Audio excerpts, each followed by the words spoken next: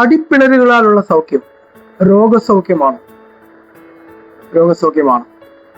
എന്നാൽ എന്ത് രോഗസൗഖ്യമാണ് എന്നത് ഇവിടെ പ്രത്യേകം ശ്രദ്ധിക്കുക. യെശയ്യാ പ്രവചനം 53:4 ഞാൻ വായിച്ചു കേൾപ്പിക്കാം.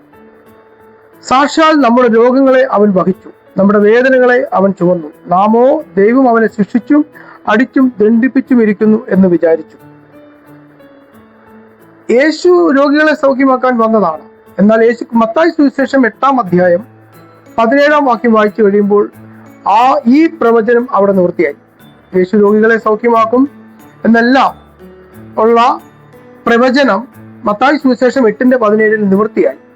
എന്നാൽ അടിപ്പിണരുകളാലുള്ള സൗഖ്യം എന്താണ്?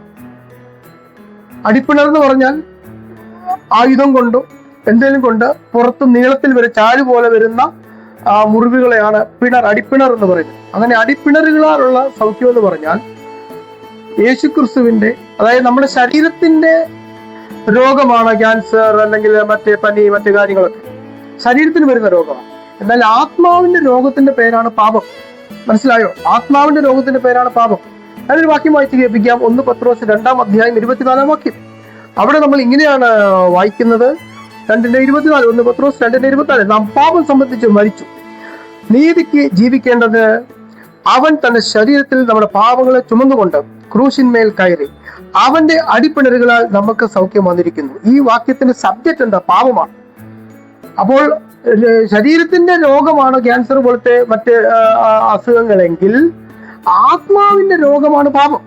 ആ ആത്മാവിന്റെ രോഗമാകുന്ന പാപത്തിന് വേണ്ടി അവൻ അടിപ്പിണരേറ്റു. ആ അടിപ്പിണരുകളാൽ നമുക്ക് പാപരോഗത്തിന്റെ സൗഖ്യം വന്നു.